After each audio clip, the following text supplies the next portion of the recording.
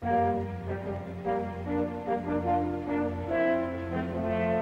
1977, the die-hard football fans of Denver, Colorado poured into remodeled Mile High Stadium for another year of Bronco football.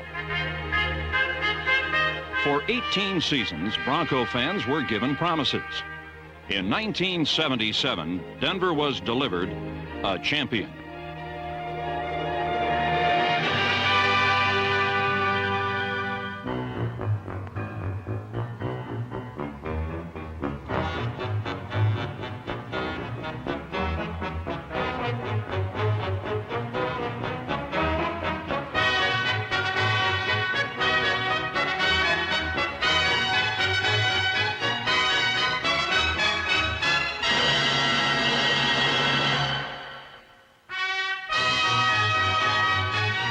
Nobody believed they could do it. But when the chips were finally counted, Denver had unseated a world champion and had had the season Bronco fans have been waiting for nearly 2 decades.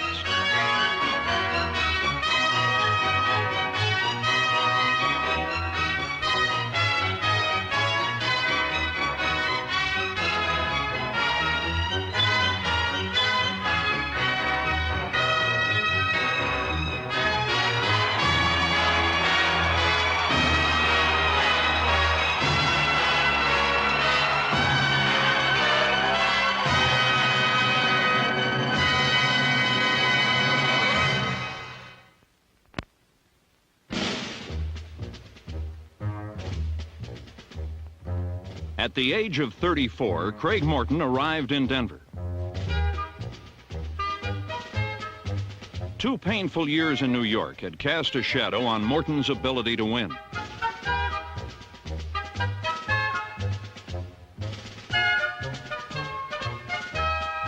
But the heartache of New York was behind him. In Denver, his new teammates made him welcome.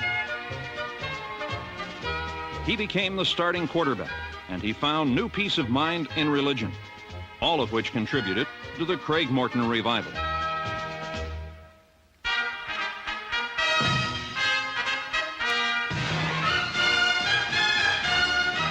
The veteran quarterback developed a new image.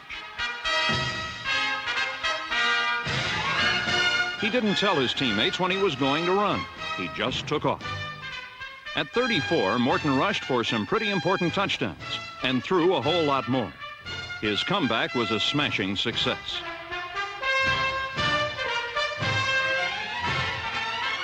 And Craig Morton owed a debt of gratitude to the man who made it all possible. Red Miller is probably one of the finest men that I've ever known, and a tremendous coach, and he's just a joy to play for. He's a real fair man. He enjoys the game. He lets people have fun, yet they know how to work for him too, and it's great to be in a situation like that. Red Miller inherited a good football team. He told them they could be champions. And when Red Miller talks, people listen. Offensive linemen Montler, Miner, Maurer, Glassick, and Howard listened. The pass protection improved, and suddenly Denver had an air game. In recent years, the Broncos have come to count on their defense. In '77, the Orange Crush looked better than ever.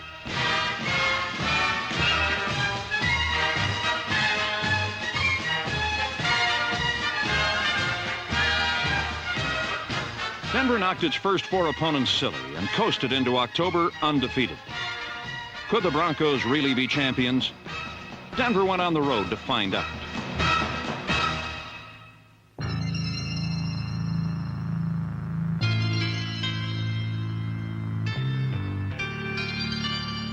To be a champion, you first must beat one. And the Orange Crush had a game plan for the Oakland Raiders.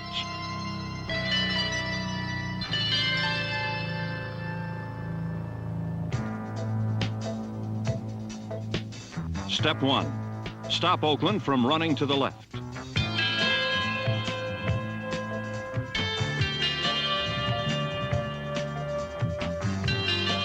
Step 2, put a little heat on the snake.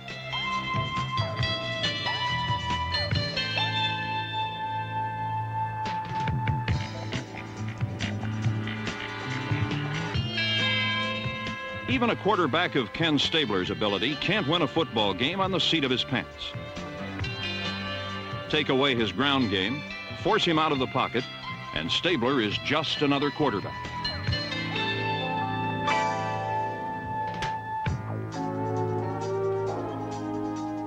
Denver picked off 7 Ken Stabler passes, 3 alone by number 59, Joe Rizzo.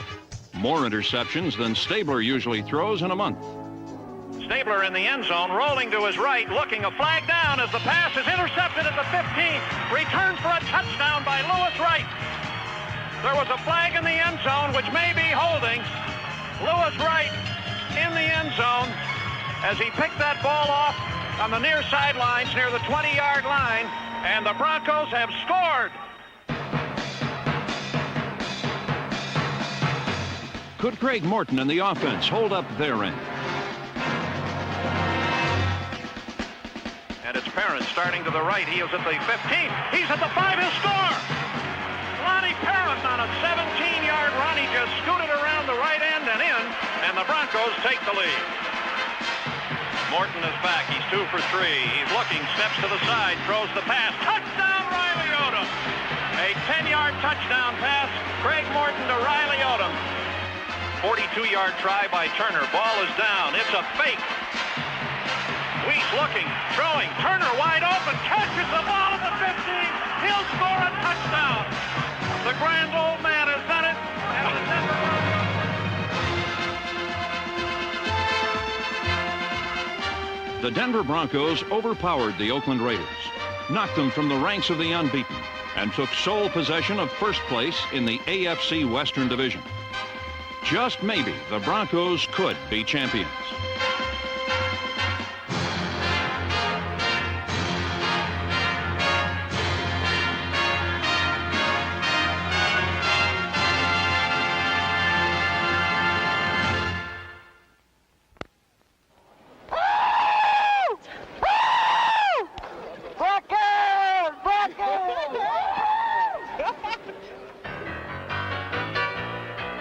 After Denver beat the Raiders, a trip to Mile High Stadium would never be quite the same. Getting in to see the Broncos brought out the con artist in everybody. Some folks tried clever disguises to get inside. And sure enough, every now and then, one of them would slip through.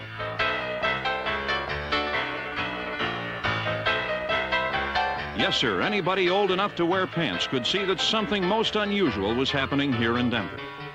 The locals had a name for it: Broncomania.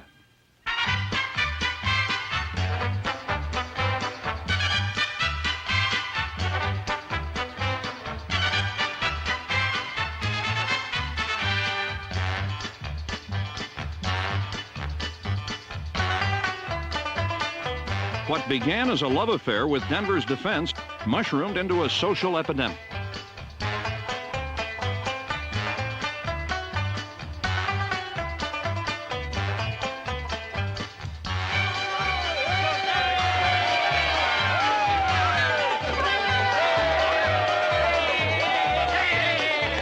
Standard dress for a Broncos game included something orange. If you didn't have it on when you got there, you'd better get it on before kickoff.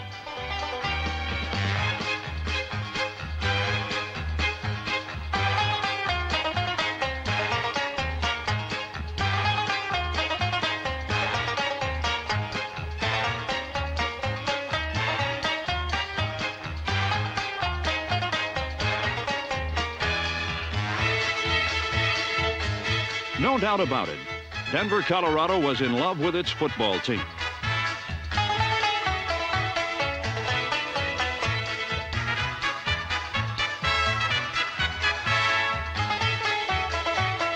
Would the Broncos ever lose again?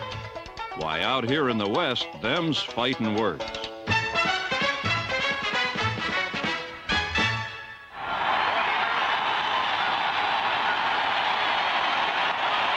Denver fans led the league in decibels, and the Broncos led the NFL in total attendance. In Week 7, another capacity crowd was on hand to welcome home their undefeated team.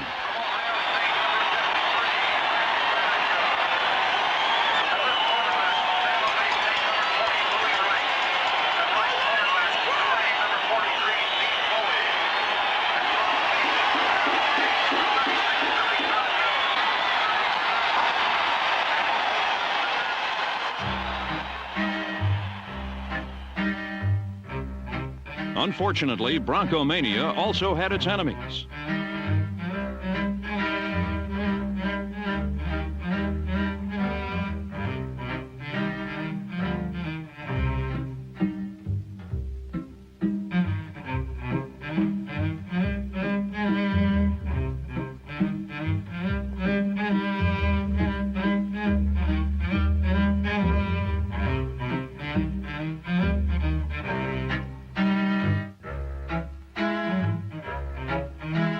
Oakland took its revenge, and Bronco Mania was shot down in mid-flight.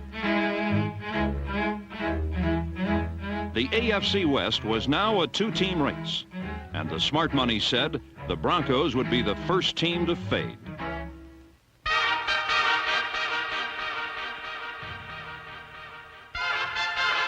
The schedule was one of the league's toughest. Could the Broncos really be champions? The time had come to see what this team was made of. Time for the big push. Every unit was expected to contribute. Every unit did. The special teams contributed Rick Upchurch, whose 1977 punt return yardage was the second highest single season total in league history, and whose 167-yard performance in Week 8 erased the Pittsburgh Steelers. Veteran Jim Turner and rookie Bucky Dilts handled the kicking, and bomb squatters Schultz, Maples, Hyde, Payne, Egloff, Schindler, Turk, and Jensen had to hustle.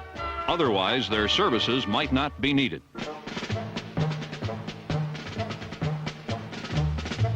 The defense also rallied. The league's top quarterbacks took their best shots, but the secondary of Foley, Wright, newcomer Bernard Jackson, and Captain Bill Thompson, number 36, was equal to every challenge. Linebackers Swenson, Gradishar, Rizzo, and number 57 Tom Jackson supplemented the pass rush. But Chavis, Manor, Carter, Smith, Grant, and Alzado didn't need a whole lot of help. 5 Bronco defenders made All-Pro, and the rest deserved at least honorable mention.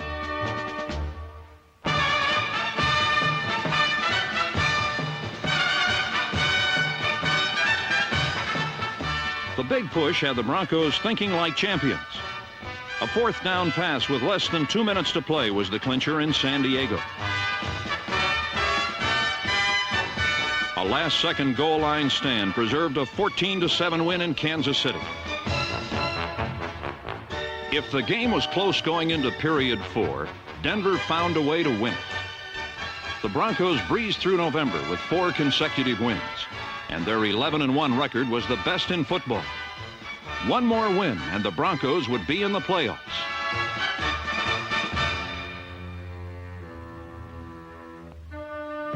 But by now, Denver's growing reputation was preceding them into every foreign stadium.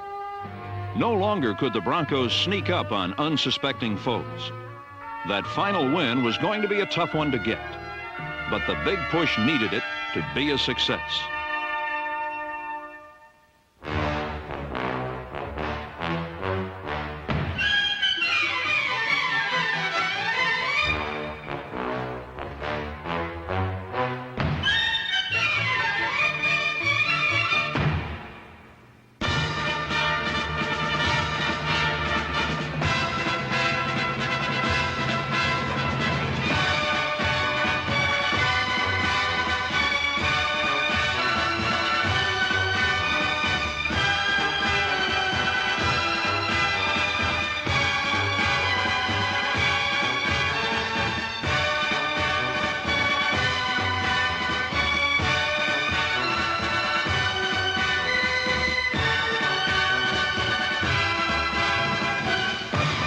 Red Miller was everybody's choice for NFL Coach of the Year because his big push had gotten the Broncos into the playoffs.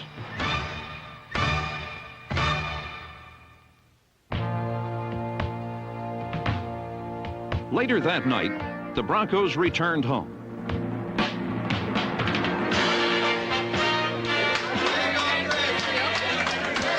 When they left Houston, they were assured of at least the wild card berth in the playoffs. When they arrived in Denver, the LA Rams had just beaten the Oakland Raiders. The Denver Broncos were the new AFC Western Division champions.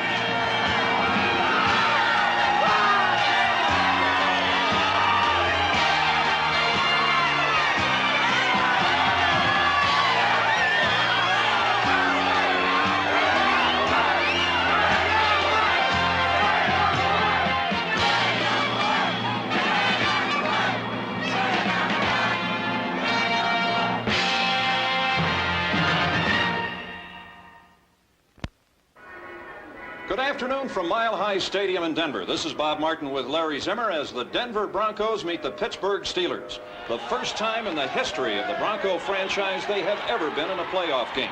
The Broncos sport the best record in the AFC, but it means nothing now as they go against the 9-5 Steelers, the first time Denver has ever played this close to Christmas. Come on, Denver, defense! Bring the gap, Paul, in the gap!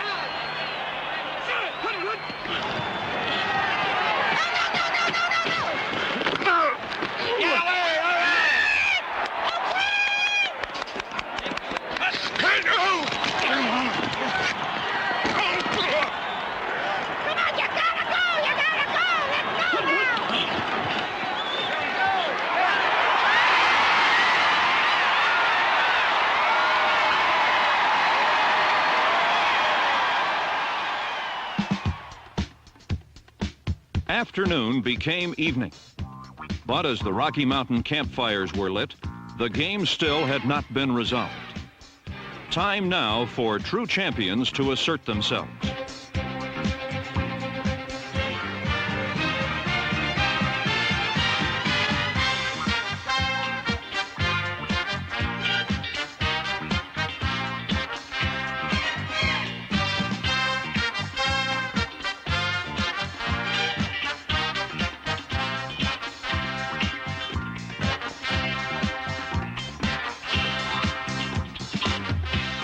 Tom Jackson's 2 fourth-quarter interceptions were nice, but Red Miller warned his club that their slim lead was vulnerable, and the playoff season Steelers were aching for another chance.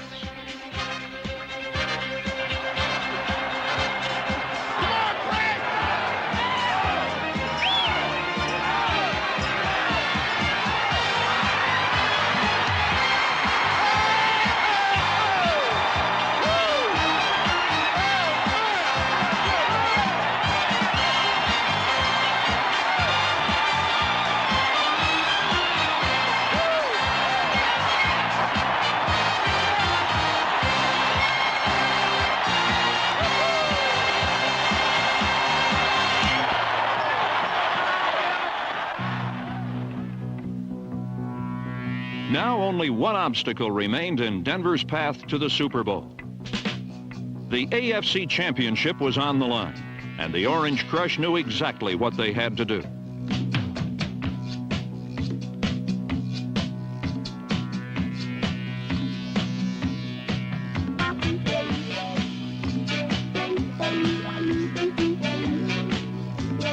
The Raiders went nowhere on the ground, and each of Ken Stabler's receivers was finding life difficult.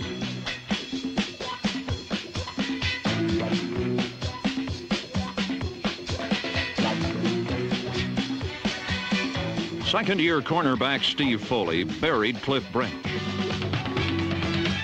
Gradishar and company punished Fred Biletnikoff. And Bob Swenson wore tight end Dave Casper like an overcoat.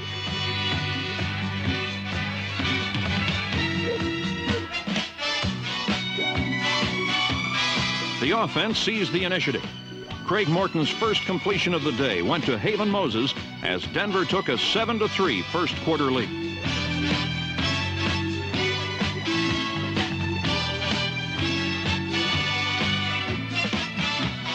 Then, early in period 4, the M&M connection struck for the clincher.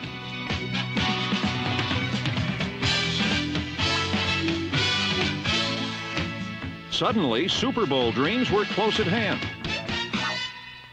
Get down, Denver. Going to the Super Bowl. We're all going to the Super Bowl. Hey, New Orleans, here we come. Here we come. Woo. But New Orleans was still one long quarter away, and the Broncos dug in for the onslaught.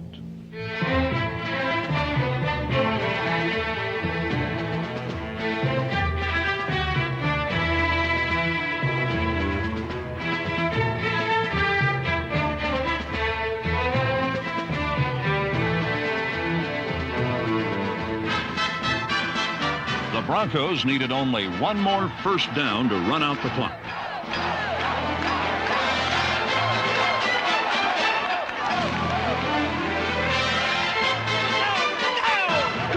Come on now! Hold on to the ball! Stick it up! Stick it! Go! Go!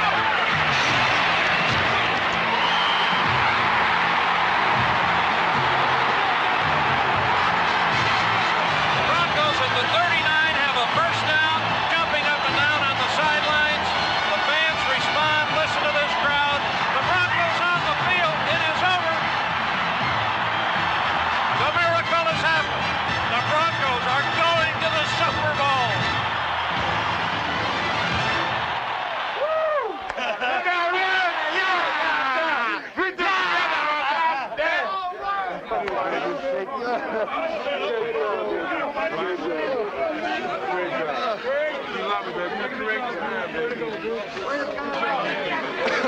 What a day this guy had. Come on. For everybody. I got it. Unbelievable. Thanks, man.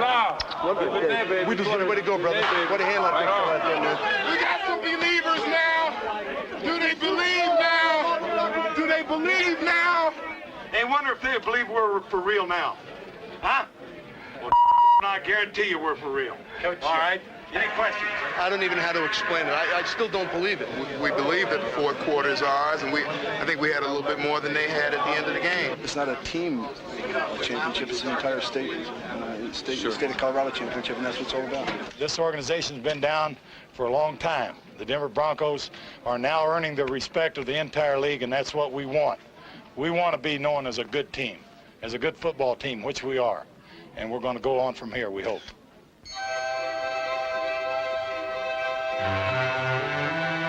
On to New Orleans for Super Bowl 12. In 1977, the Dallas Cowboys were the best team in professional football. Denver was number 2.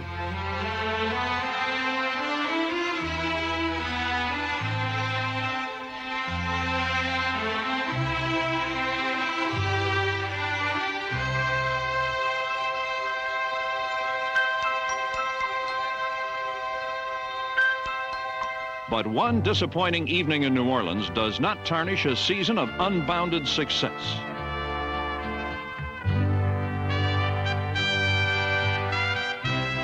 We'll never forget it.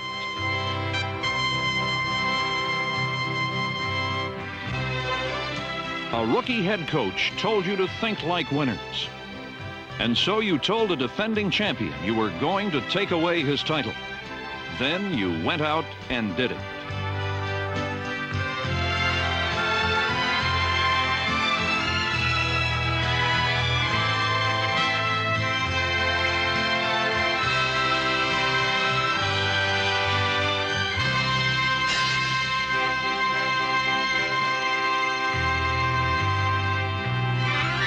Thank you, Denver Broncos. Thank you for a championship season.